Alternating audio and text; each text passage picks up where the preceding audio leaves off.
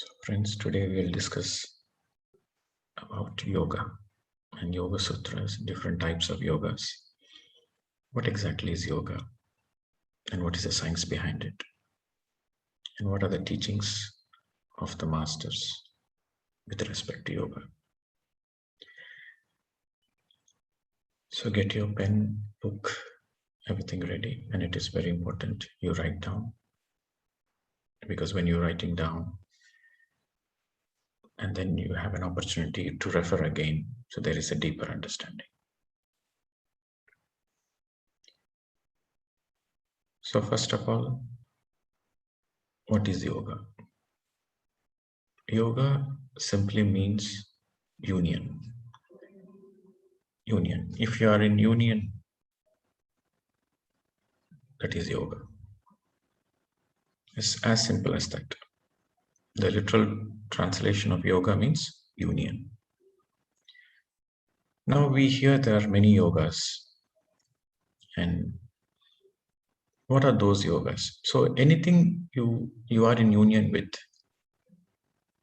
that becomes that yoga. For example, if you are playing a very beautiful music and you become one, your consciousness became one with that music while in the process of playing that beautiful instrument. So that is Nada Yoga. Or you are listening to certain music, and while you are listening, you completely disappear and you and the music became one. The union happened with the music. That is Nada Yoga. Similarly, two people, a man and a woman, coming together and deciding to live for the whole life together under the same roof. Two minds, two bodies coming together and living for the whole life. That is Samsara Yoga. The same way, they're coming momentarily for bodily pleasures, a male and a female coming together for a bodily pleasure, for a union. That is Sambhoga Yoga.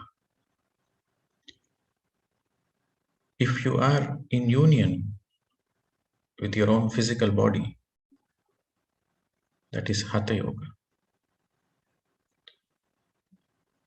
If you are in union with your subtle bodies, then that is Raja Yoga, the king of all the yogas. We have 7 bodies, my dear friends. What you see in front of your mirror is your physical body. When you are in union with your physical body, that is Hatha Yoga. But when you are in union with your subtle bodies, which is not visible to you in the physical eyes, but you want to be in union with your astral, mental, causal, supracausal. So you want to be in union with that. That is Raja Yoga.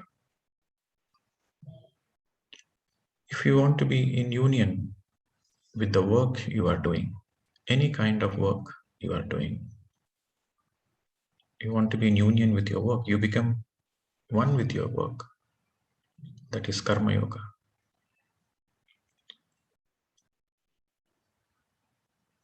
And if you are in union with knowledge, you are reading some book and you become one with that knowledge. The union happened with the knowledge. That is Jnana Yoga, Jnana Yoga. So fundamentally what we are understanding is yoga simply means union. And let me share a screen so that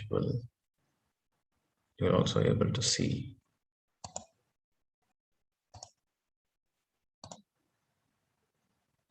Okay.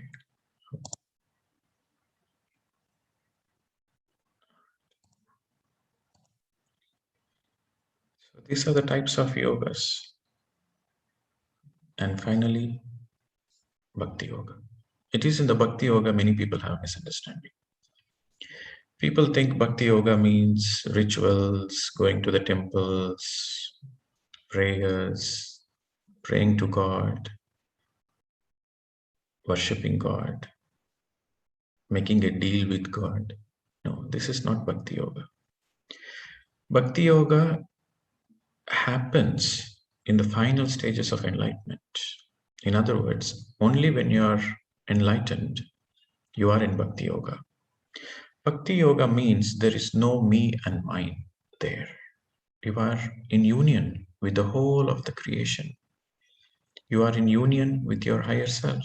You are in union with God. This is the Aham Brahmasmi stage. You are in union with everything in the entire creation. This is Bhakti Yoga, where there is no me and mine. When there is no me and mine, then you are in Bhakti Yoga. But the other yogas can be a path, but Bhakti Yoga is the final result. Bhakti Yoga is not many people think Bhakti Yoga is a path towards enlightenment.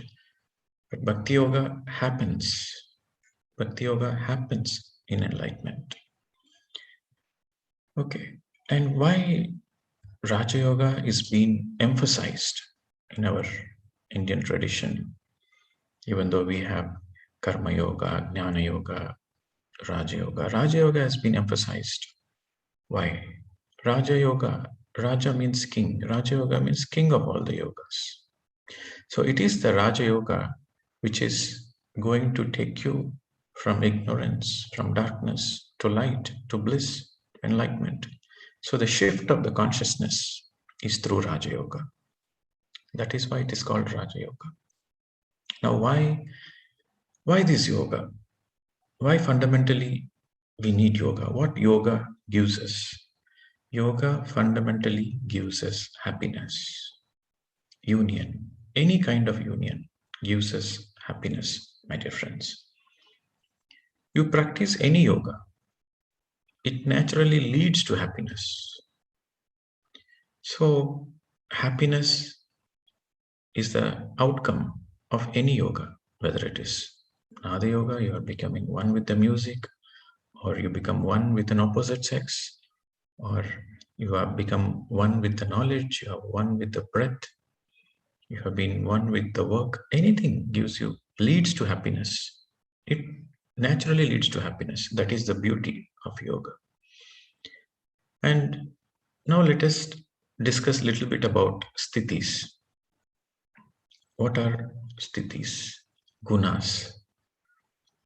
We have tamoguna, rajoguna, sattvika guna, and finally nirguna. Four stages. So the entire humanity can be classified into these four gunas. First is the tamoguna. The second is rajo. The third is sattvik. And the fourth is final, an enlightened person, nirguni. If the soul has taken only few incarnations, it is an infant soul, it is a baby soul. It will have tamogunas. What is a tamoguna? A tamoguna is a guna which primarily focuses on body pleasures. It identifies itself with body and it focuses on body pleasures like eating, sleeping, sex, family, children, and that's all. The soul for that tamoguna people, this is the world. They go to job, they earn money, they eat well, they sleep, family, that's it. For them, that is the world. The world exists only in that boundary. So they are tamasic in nature. So that means they don't know the subtle nature of life. And a baby soul, an infant soul, to be in tamoguna is perfect. A first standard student studying in first standard is perfect. But the first standard student is repeating the first standard again and again, there is something wrong. That is not right. So in the initial stages of the soul, the tamoguna the soul will be in tamoguna in the initial stages. That is perfectly right. But when you got stuck lifetimes after lifetimes in that particular guna, then there is something wrong in it. Similarly, after a few incarnations of Tamoguna, then they graduate to Rajoguna. What are the qualities of a Rajoguna? Rajoguna people, they are more into one-upmanship. They are more into power. They are more into domination, power, control. They want to be the number one, superior. And their primary focus, see, the Tamoguna's primary focus is on the body level pressures, body level pleasures. So this Rajoguna, their primary focus is name, fame, wealth, money, name, and fame. So they are more focused on these aspects. And generally, these Tamoguna people are little lazy people, lethargic people. They don't want to work too much. They eat, they sleep, they are happy with what they are. But these Rajoguna people, they are workaholics. They constantly keep on working to get wealth, to constantly keep earning money, to expand their bank balance, their wealth, their portfolios, and they're constantly looking for appreciation, name and fame. So they work, they are constantly agitated. They are in the work mode.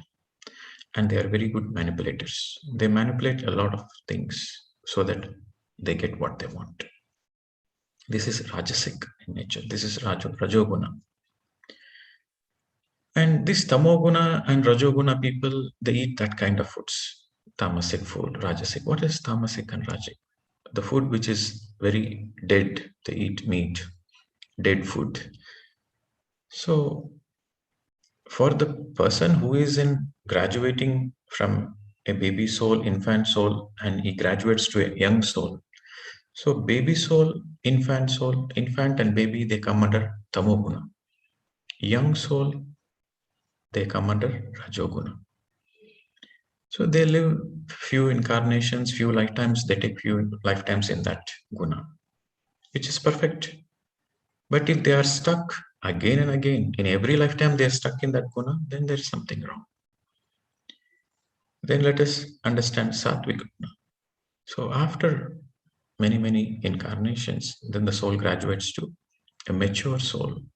A mature soul is one who is no more focused on body level, is not identified with body, it's not focused on body level pleasures alone.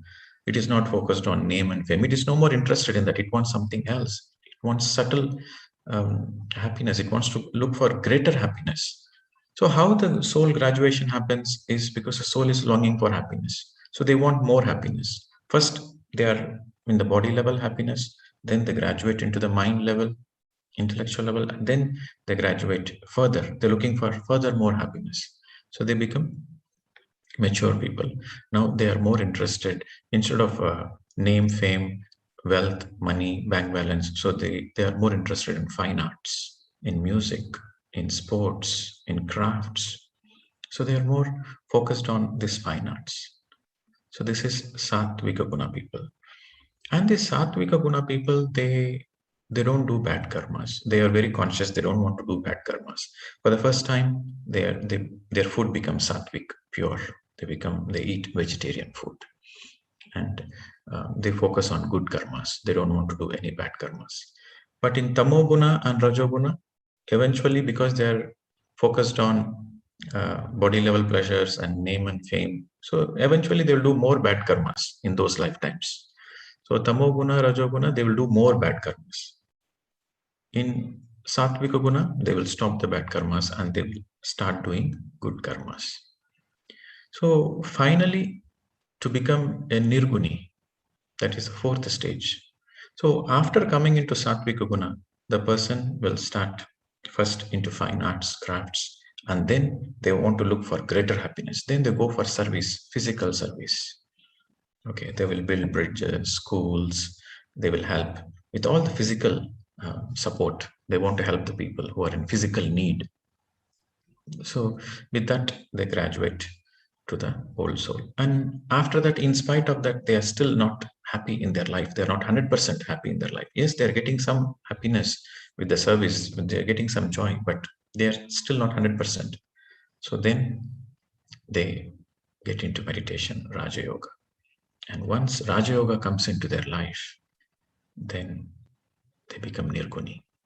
So these are the four gunas, general classification.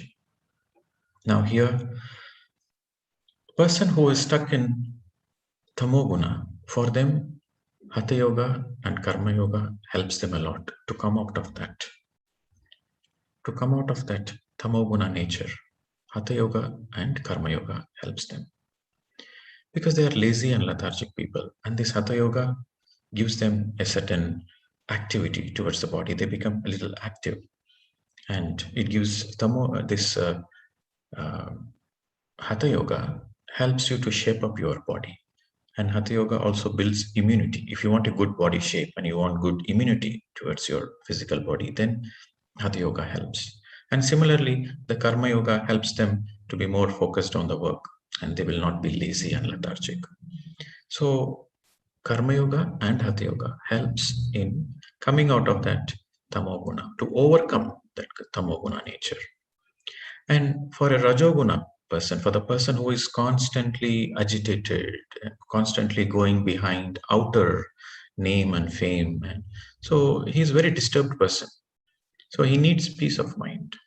So for a person who is stuck in rajoguna, he should practice Raja Yoga, and that will help him to overcome and graduate to the next stage. And for the person who is stuck in Satvika Guna is not the ultimate. You have to go beyond. This is what Krishna said to Arjuna, because Arjuna was a Satvika Guna. So he doesn't want to kill his family members and extended relatives. And he said, I better drop the idea of having any villages or kingdom. I will just go do my begging and I will live my life rather than killing these people. Then Krishna said, hey Arjuna, you think you are a great person. You think you want to do only good karmas, and you speak as if you know what is good and what is bad. You don't know anything. You don't know anything about yourself. Even if you do bad karmas, you have to reap the benefits. Even if you do good karmas, you have to take one more lifetime to reap the benefits. So bad karmas comes as illness, bodily illness, disease. That is the outcome of bad karmas. And good karmas, the more you do good karmas, again, physical good karmas, you have to take one more lifetime to reap the benefits. So Krishna said, even if you do good karmas, you have to come back again and again. You are stuck in the life cycle. If you are a Satvika Guna, you will go to Brahmalokas. After death, you will go to Brahmalokas. But even if you go to Brahmalokas, you have to come back again to the planet Earth. You have to reincarnate again. Unless you go to Satyalokas, that will be the final lifetime. You will not come again. So if you want to escape from this chain of life and death, you have to go to Satyalokas. Don't get stuck in Brahmalokas. So Satvika Guna people, they go to Brahmalokas. But you become a Nirguni, then you go to Satyalokas. So that's why Krishna said, Yogi Bhava Arjuna. Unless you become a yogi, you will not come out of this Satvika Guna nature, and you will become a Nirguni. And unless you become a meditator, you don't understand the bigger picture of life. The life understanding is very limited. So to overcome the Satvika Guna, Jnana Yoga helps. Okay. So Raja Yoga, Jnana Yoga, and Karma Yoga. So these three yogas helps to become a Nirguni. Now, today we will discuss about Patanjali Yoga Sutras. So the moment we hear Patanjali, the first thing it should come is he's considered as the father of yoga. Which yoga? Raja Yoga. Patanjali spoke about Raja Yoga, and his Yoga Sutras, he has 8 points. Patanjali's Raja Yoga, Ashtanga Marg, speaks specifically about Raja Yoga. So let us understand, before going into Raja Yoga, first of all, let us understand what is the significance of Raja Yoga, and what is the benefit, what is the final outcome. So you want to know what benefit you get when you do something, or else what is the point of doing it, or what's the point of knowing about it. So why we need Raja Yoga? Raja Yoga is nothing but Dhyana Yoga. Raja Yoga, in other words, it is called Dhyana Yoga, meditation.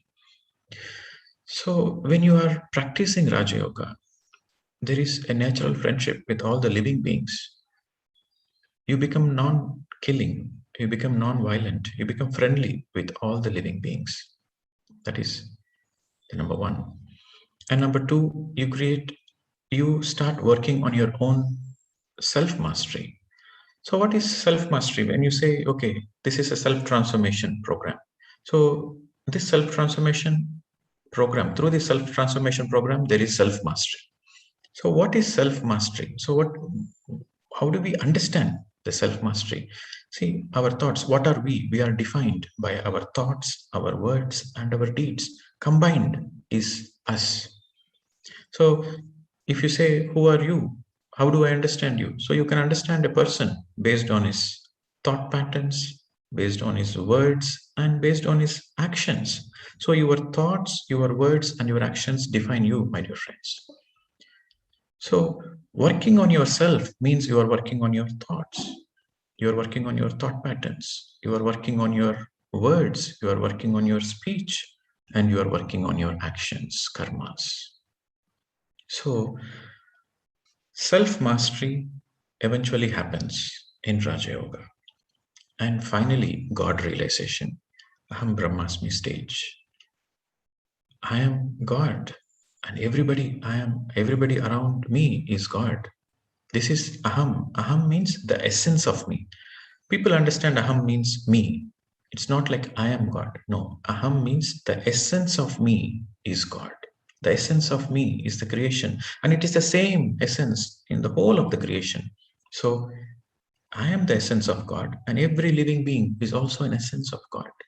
So that is God realization. You are in oneness consciousness with the whole of the creation. That is the ultimate. So this is the significance. These are the things you get when you practice Raja Yoga. And let us go into the sutras, the 8 sutras of Raja Yoga. So if you go to any books or you refer to any text of Patanjali's Eightfold Path in Raja Yoga, normally you will find these 8 points in this order: Yama, Niyama, Asana, Pranayama, Pratyahara, Dharana, Dhyana, and Samadhi. This is in Sanskrit language. So this is the order you will find. But there is a small, not a small, but rather a major misunderstanding in the order. The points are correct, but the order in which it is put in, that is the problem. And that's the reason this Raja Yoga, in spite of Patanjali giving the great Raja Yoga sutras, it has not reached to many people because the order is not right. Yama means, see, Patanjali's Raja Yoga begins with Yama Niyamas, but Patanjali never spoke about Yama Niyama in the beginning, but it is what is written in the text. So Yama Niyamas means, Yama means perfect control on principles, and Niyama means perfect control on day-to-day affairs. So if you have a perfect control on your principles, and if you have a perfect control on your day-to-day affairs, then why you need Raja Yoga in the first place? Why you need meditation in the first place? If you are perfect in your principles, and if you are perfect in your day-to-day affairs, you are an enlightened person. So for an enlightened person, what is the need of meditation? So these yamas and niyamas, they are the final outcome of enlightenment. So it is like this, if you are a healthy person, a happy person, you will never go to a doctor. Why would you go to a doctor if you're a healthy person? Only if you are sick, only if you are not feeling well, then you go to a doctor, you consult a doctor. So doctor is needed only for the patient who is not feeling well, but a healthy person never goes to a doctor. Similarly, a person who is already having yamas and niyamas, he doesn't need meditation. So that's the reason the order is not correct. So the yamas and niyamas should come last. Okay. And this misunderstanding led to many people not practicing this Raja Yoga, because they see, oh, to practice Raja Yoga, you begin with yamas and niyamas. So I cannot do this. Maybe this is not maybe in this lifetime it is not possible. Maybe I'll do it in the next lifetime. So they feel demotivated and discouraged to practice Raja Yoga, which is nothing but meditation. And the truth is, what is the truth? Anybody in any situation, any person in any situation can practice Raja Yoga. That is the truth, my dear friends. So this is the point where Patanjali Maharshi is being misunderstood. Even though he spoke the truth, even though he gave the sutras, but this is the nature. This is the natural state of affairs. As long as an enlightened master is living, he makes sure his teachings are not distorted. But once the master vacates the body, all the teachings gets distorted. It happened with every enlightened master. It's the same with Buddha also. The very teachings of Buddha is no idol worship. But once Buddha passed away, and in the name of Buddhism, they started keeping Buddha's statues and started praying to Buddha.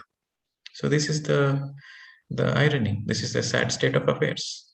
So Patanjali Maharshi has been misunderstood in that particular order. So the truth is, anybody can practice Raja Yoga. You don't need yamas and niyamas to practice meditation. That is the point we should understand. Yamas and niyamas comes naturally once you practice Raja Yoga. Because we are not perfect in yamas and niyamas, we need Raja Yoga. And so this is the order. So first it begins with asana, pranayama, pratyahara, dharana, samadhi. And then finally comes the yama and niyamas. And before the niyama, before you have a perfect day-to-day affairs, your principles has to be perfect, because your day-to-day affairs depends on your principles of your life. So yama will be the 7th point and niyama will be the 8th point, which we will see it at a later stage. But let us begin with asana. Asana means posture.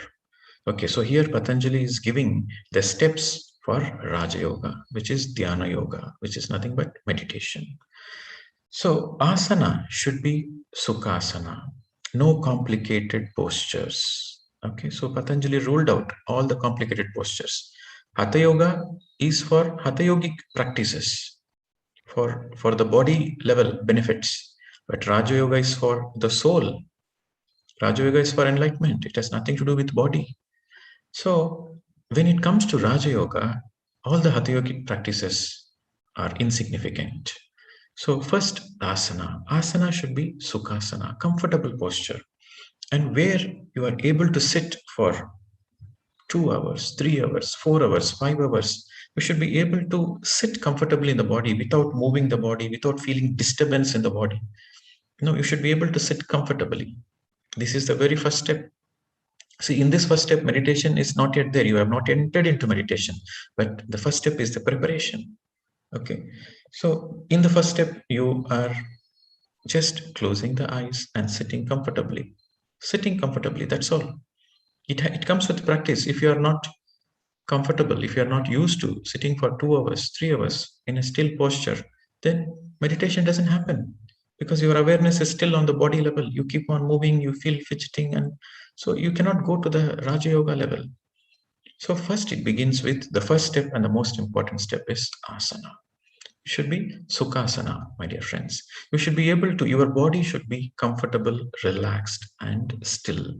If you can able to achieve that for 1 hour, 2 hour, whatever the time you want, and if you're able to not open the eyes and sit comfortably, if you're able to achieve that, then it is Asana Vijaya. They call it as Asana Vijaya. Asana Vijaya means you have successful. You have become victorious in the first step. Unless you become successful in the first step, you cannot go to the second step. And the second step is pranayama. Pranayama. Again, in the first step, it is Sukhasana. Again, in pranayama, it should be Sukha pranayama, not Kumbhaka pranayama, not inhaling and holding the breath and exhaling. Those are all Kumbhaka pranayams. But when it comes to Raja Yoga, always it is Sukha. Nature is always perfect. You have to get aligned with yourself, with nature. Then only there is self-realization. You go against the nature, then you are in the wrong direction. So you have to be in alignment with the nature, then you are in the right direction. So in the second step, pranayama is sukha pranayama, which means observing your natural breath. Prana, you see, when we are breathing, when you're observing the breath, you think you are breathing oxygen, you're taking only oxygen. No, my dear friends, the outer layer of the breath is prana, life force energy. So our breath is nothing but the outer form of prana. And sukha pranayama means the breath is already happening and you are just witnessing it. You are just observing it without making any effort. If you don't make any effort in your breathing process, it is just a natural breath. You just allow the breath to be as natural as possible. And here, Patanjali ruled out. All mantras are ruled out. When it comes to Raja Yoga, all mantras are ruled out. All visualizations, any kind of sound, mantras, visualization, everything is ruled out.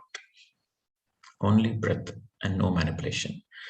And when you are simply observing the breath, it leads to the stillness of the breath. In the beginning, the beginner of meditation, he will sit and he will see the breath is going deep, shallow, it is wavering. But the more and more you allow the breath to be natural, then there is a certain stillness of the breath. Okay. So the breath becomes very soft. The breath becomes almost melodious, still. So in that stillness happens the stillness of the mind. This is the secret. This is the most important point to understand. If you are with your natural breath, your mind becomes empty. And according to Patanjali, yoga, he defined yoga chitta vritti nirodha. Chitta means thoughts, wavering thoughts. Chitta vritti nirodha means your mind is empty. So a person who is in that state is called a dhyani, a meditator. Okay, for a person who can able to still his mind to a certain stillness, if not complete emptiness, to a certain stillness, he is called a dhyani, a meditator. Now, the third step is pratyahara.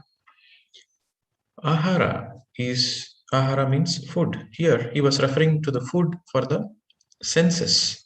You see, the eyes, the ears, the nose, and the mouth, it projects outwards. So through these senses, we experience the outer world. So this becomes the food. The outer senses, it experience the outer things. Pratya means opposite. We call Pratipaksha means opposition. Pratya means opposite. So Pratya Ahara means the inner senses. So outer senses, the opposite of outer senses is going within.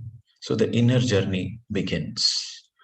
So here the metaphysical experiences happen. What are the metaphysical experiences? Metaphysical experiences means beyond physical frequencies. Okay, like inner visions, inner audience, and inner smells, fragrances. You will be sitting and meditating, and there is no agarbatis, there is no sambranis, nothing. But you will smell a lot of beautiful fragrances. So that's all inner senses. You are tuning into the metaphysical frequencies. So these are all third eye experiences, my dear friends. It all comes with inner visions, inner audience, the fragrances, the feelings. All those things are third eye experiences collectively.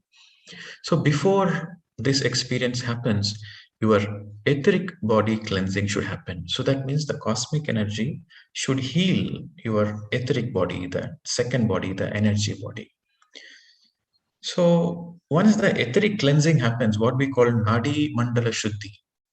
Okay, Nadis means nothing but energy tubes. Nadi Mandala Shuddhi means etheric cleansing.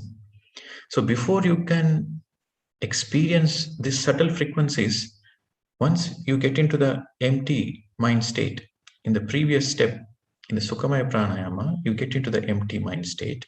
And in that empty mind state, you receive lot and lot of cosmic energy. So with the reception of lot of cosmic energy, you harvest more and more cosmic energy. Then the Nadi Mandala Shuddhi happens, the etheric cleansing happens. And during this etheric cleansing, your karmic baggage is also neutralized. You are reducing your karmic baggage, because this cosmic energy, it burns off your karmic residues, which is in the etheric body. And once your karmic baggage is reduced, then you are you are equipped to tune into the metaphysical frequencies and realities.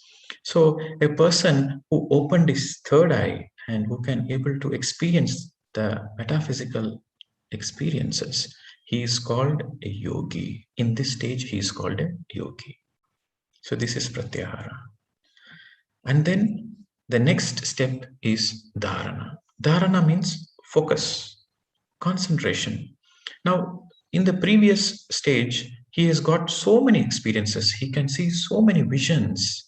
And it's just going one vision after another vision after another vision. He's able to see the bigger picture. He's able to see the overall.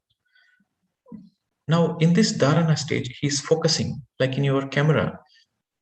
You can zoom in and focus on so that you get clarity on a particular image. So this focus is for better clarity. So in the previous stage, he's seeing many lifetimes, all the things are going like a motion picture. But in this dharana stage, he's focused. He's focused on all his inner experience. For example, he saw a past life. Now he will tune in to go deep into that past life and to see what is the lesson I need to learn. And because it is a past life, so he will see, okay, what lesson I missed out, where I failed, where I succeeded, what lesson I learned, what lesson I didn't learn. So through these metaphysical experiences, he will understand what is the essence of having that experience, what he got out of that experience, why he got that experience in the first place, what is the learning here. So the focus will be on learning through these metaphysical experiences. Just having the experiences doesn't benefit anything. But when you learn from that experiences, then your soul is expanded, then you become evolved person. So here the emphasis is on learning. So when you are able to learn from your inner experiences through your dharana, then here you are called a rishi. So the previous stage is a yogi. And when you are able to learn your lessons through perfection, through third eye perfection, through the concentration, through the focus, then you are called a rishi. Now, the next stage is dhyana. Dhyana is dhyana. So that means you are using your subtle bodies for your travel. So physical travel is you are moving your physical body from point A to point B. That is physical travel. Astral travel means you are using your astral body.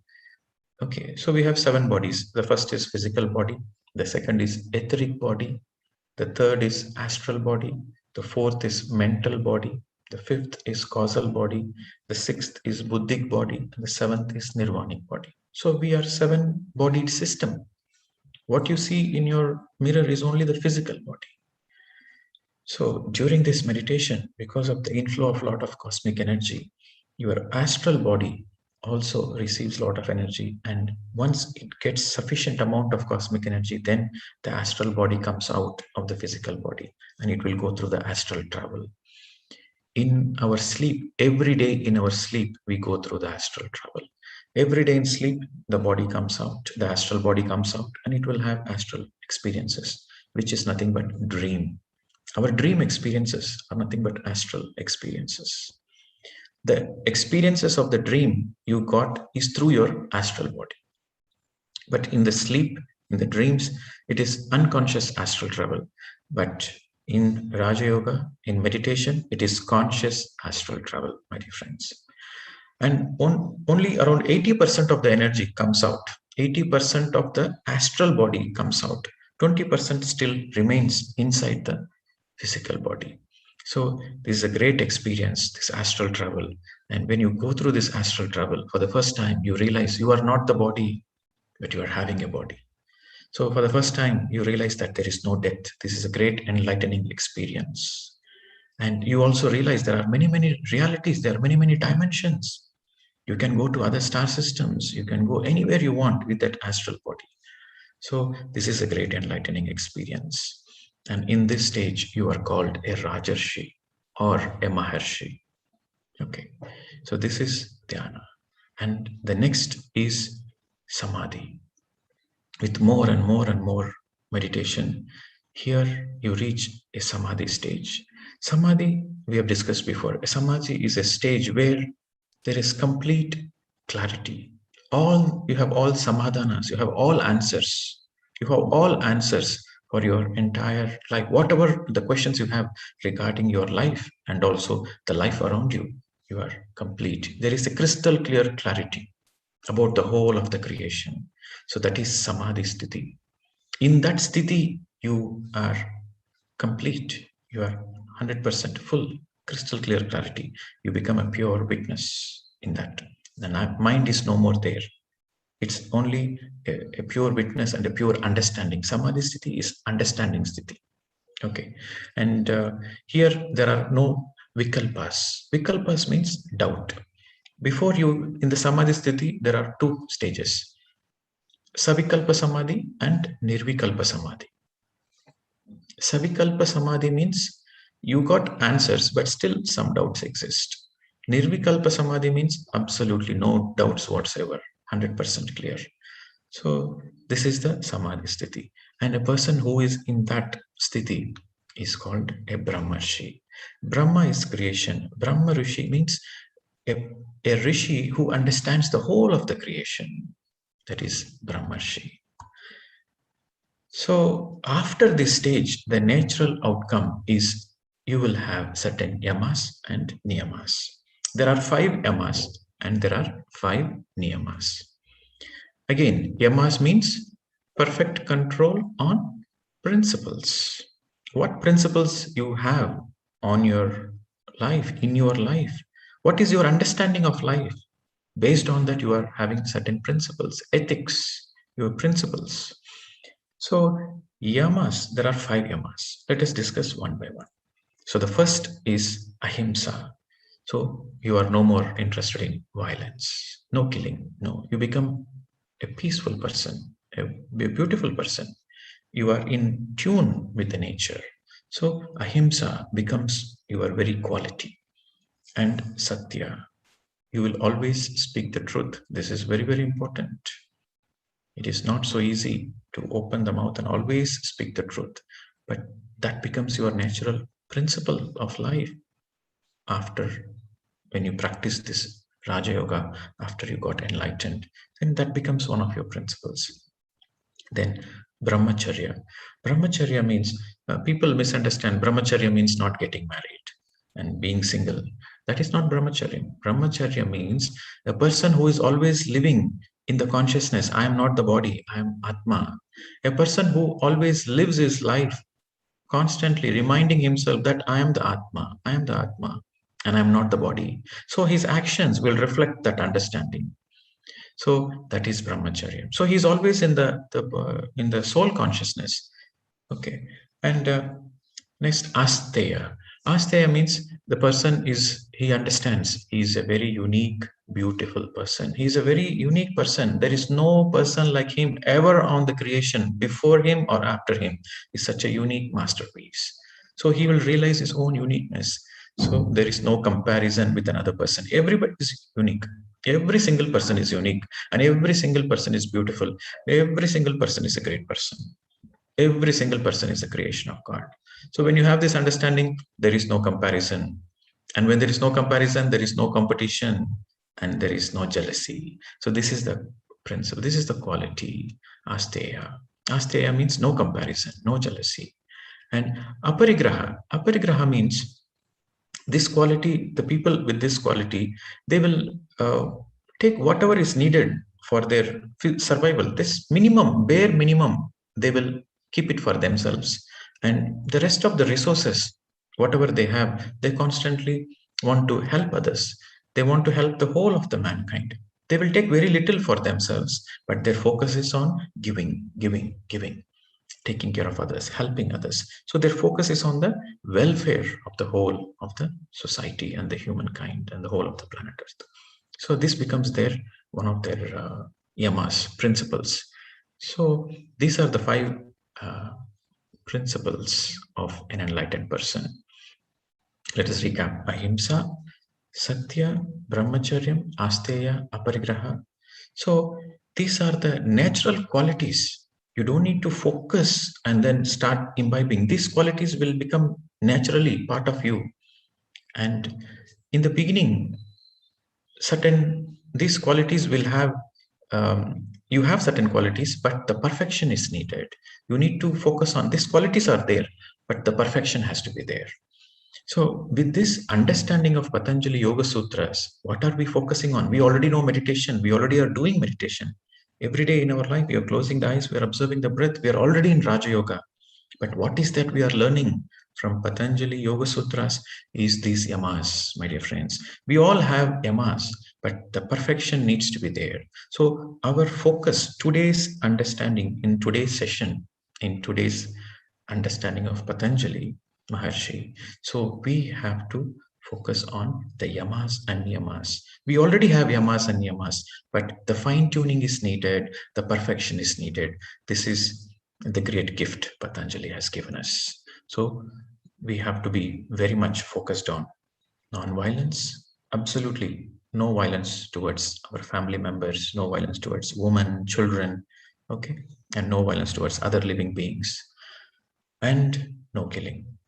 And then when it comes to the truth, always you have to speak the truth. You should never speak a single negative word. And the practice of mauna really helps. So the emphasis of mauna is to always speak the truth. No negative whatsoever. Okay. Your words should be like pearls and it should reflect your truth. And the more you practice mauna, the more it helps you to be conscious of what you are speaking and to be aware of what you are speaking and to fine tune it, to perfect it. And brahmacharya means you always live in aham brahmasmi. I am the soul, I am not the body. If you're having a headache or a fever, you immediately don't go to the doctors. You don't take medicines. No, I am not the body, I am the soul. So when you're living in the soul consciousness, you have Atma Shakti and you can heal yourself. You don't need any medicines, my dear friends. And asteya, no comparison, no jealousy. Realize your own unique potential. All the time you have to realize your own unique potential. Okay, then only you can appreciate others. If you don't realize your own unique potential, if you don't realize your own uniqueness, if you don't realize your own beauty, you're always in comparison. You're always in certain jealousy factor. So you cannot appreciate others. You cannot enjoy the beauty of others.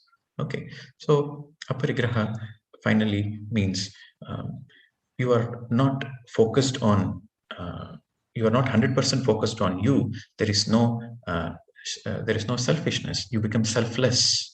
You become selfless where you are not only taking care of you, you take care of you whatever is needed, but you take care of the whole, the Vasudhaiva Kutumbakam. You take the whole planet Earth as your family.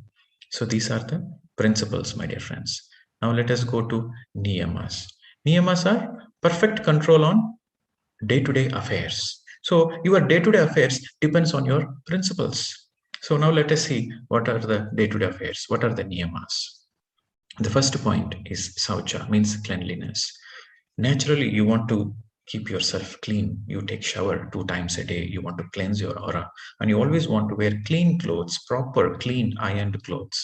And you want your environment, your house, your whatever the place you are living in, you want that to be clean. This is very important. If you want to make your house your ashram, if you want your house to radiate positive energy, cleanliness is the most essential factor. People, they don't treat the house as their ashrams. Because the house is the place where we spend most of our time. We sleep there 8 hours and that is our base. So cleanliness is very, very essential. If the house is not clean, then the mind is also not clean. This is very, very interesting. You can notice this. The moment you enter anybody's house, the moment you enter, you can immediately say what is the state of the mind of the people who are living in that house. You enter the house is clean. Now, it no need to be a big bungalow. No, it can be a small hut or any size of the house. But there is a certain cleanliness in the house. The house is clean, orderly. Then you can say his mind is clean. His mind is clear and he knows what is he doing in his life. And some houses you enter, it's all scattered and disorganized, everything everywhere. So that is, the mind is a agitated mind. So your outer reflects the inner. So we have to make efforts in this self-transformation program. We make an effort to clean our houses and to make sure you throw the unwanted things. Some people, they use this cleaning technique, they don't identify what is needed and what is not needed. They simply move here and there and start cleaning. No, that is not the right cleaning. The right cleaning is, you keep the things only what is necessary for you, and the things which are not necessary, you dispose it, you discard it, or give it away to some other people who needs it. Then it is a good karma. So you keep the things what is really needed for you. That is the first step in the cleaning process. And the second step is, you always make it clean, the aura around it. There should be a lot of chi energy. The cosmic energy should circulate all around the house. That is the real vastu. The vastu is where the energy is circulating. So for that, cleanliness, essential things. Don't keep unnecessary things. If you're having 10 things in your room, you see, what is that I needed the most? You need only probably 5 things. So keep the things what you need, and the rest of the things you give it away, discard it. Then naturally you will cultivate that cleanliness habit, and then your mind also reflects upon that. As above, so below. So below, as above. So the more you start working on your inner cleansing, the outer cleansing also happens. The more you start working on your outer cleansing, it helps your inner cleansing, my dear friends. So the second, that is cleanliness, saucha. The second point is santosha. Santosha means happiness in all situations. That becomes your everyday affair. That becomes your very nature in every day. In every day, we involve in many things, right? So we are into business. We go through money loss. You are happy. Okay, you earn a lot of profit. You are happy. And somebody is born in a family member. As a family member, a small baby is born. You are happy. Somebody vacates the body. You are happy. You are happy in every situation. So that becomes your everyday affair. So that is santosha. And tapaha.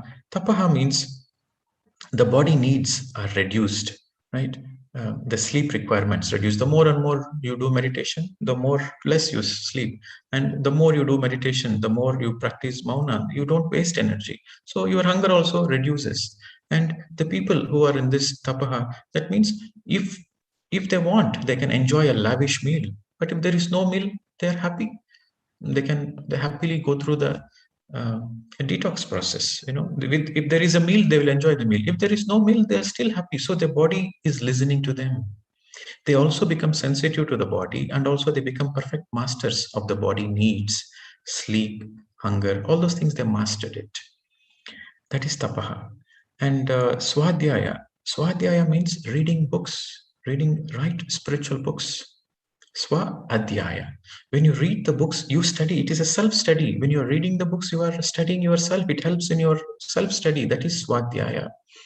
And if you are not into Swadhyaya, happens towards the end, my dear friends. Just take an example. You don't do meditation. You are not into Raja Yoga. And then you read Bhagavad Gita. Then you don't understand. You are confused. A non-meditator reading Bhagavad Gita is always confused. You say, Krishna says one statement in one situation, he says the opposite in the other situation. So what is the truth then? So he gets confused. So everywhere there is confusion for him. There is no clarity. So there is a possibility he misunderstands. And with that misunderstanding, he might end up doing bad karmas. So the right understanding comes only after you practice meditation. So after you practice meditation and you read the book, there is a perfect understanding. There is a perfect understanding of the teachings of Krishna, Buddha, Jesus, all the great masters' teachings. You will perfectly understand. You understand the greatness of all the masters and you learn from them, and then your greatness is manifested because you are able to understand the other masters and learn from it. That is Svadhyaya, self-study. And final point, Ishvara Pranidhana. So Ishvara Pranidhana means to see everybody as God. And to see everybody as God, first you have to realize that you are God. Unless you realize you are God, unless you see yourself as God, how can you see everybody as God? It is not possible. So this Ishvara Pranidhana is the last, final, after enlightenment, when you are in the oneness consciousness, then you are able to see everybody as God. So these yamas and niyamas are the final steps, not the first, but it is the final steps in the Raja Yoga process. Now, the overall summary of today's class is we are already doing meditation. We already know the values, the principles, the yamas we already know. The niyamas also we know, but it's time to fine tune it. It's time to perfect it.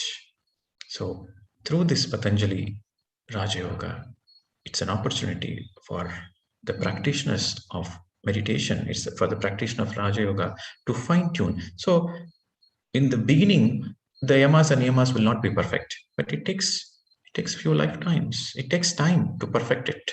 So in this self-transformation program, so our focus is on yamas and niyamas to fine-tune it, my dear friends. So this is the summary of Patanjali's Raja Yoga teachings. So with this understanding, with this integration, it really helps in our self-transformation program. Tomorrow we will understand Yoga Parampara. Tomorrow we'll understand what are how the Karma Yoga, Jnana Yoga, and Raja Yoga. There are actually 5 stages. In Karma Yoga, there are 2 parts, part 1, part 2. Again, in Jnana Yoga, there are 2 parts. Jnana Yoga part 1, Jnana Yoga part 2. Raja Yoga is only 1 part. Simple, close your eyes, observe the breath. That's it. So totally, first of all, we'll understand what is Janma Parampara, and then what is Yoga Parampara, and what are the stages in Yoga Parampara. In tomorrow's class, we'll understand. So this week, we focus on yoga, soul evolution. Okay. So if you have any questions, hold on to it, because we'll be discussing more tomorrow, day after, and hold on to your questions. Please note down, take down all the important points, and it is important we refer again and again, and we learn from it. Okay, so I'm not going to take any questions today, because there is still more to come tomorrow and day after. It's more likely that your questions are already answered in the tomorrow session, in the day after tomorrow session. So we'll take questions after 2 days. So I hope you enjoyed the session today, and please be mindful, practice the mindfulness. And you already practiced silence in the weekend. You can continue practicing the hybrid model until the end of this self-transformation. You can practice the hybrid model of the silence. Yes, weekends we are practicing silence, but even in the weekdays, you can practice the hybrid model where you speak only when it is needed, or else you are not speaking. You become conscious of your words. You're always in the lip tight, and you are mindful, and you catch hold of your thoughts. And so you practice more meditation, more mindfulness, and anyway, the detox is there. So last week we had 2 meals a day. Now this week we graduate. So this week you focus on 1 meal a day, and the rest of the time you have more fruits and more juices and plenty of water. Remember, plenty of water. So with this integration, we are going to get the maximum self-transformation. And once you have tasted this self-transformation, that's it. Then you are on the Formula 1 track. Nobody can stop your enlightenment. So the initial push you need through this techniques and through the understanding of the science, proper understanding of the science. But once you have tasted the nectar, then you are on your own. Okay, my dear friends. So we integrate all the beautiful practices we have practiced so far, and we are going to integrate everything. And we'll see you again tomorrow. And please practice hybrid mauna, where you are conscious of not opening your mouth unless it is very, very emergency, unless it is needed, you are not opening your mouth. Please practice the hybrid mauna until the end of the self-transformation. That itself is a transformation. Thank you very much. Namaste to all of you. We'll see you tomorrow.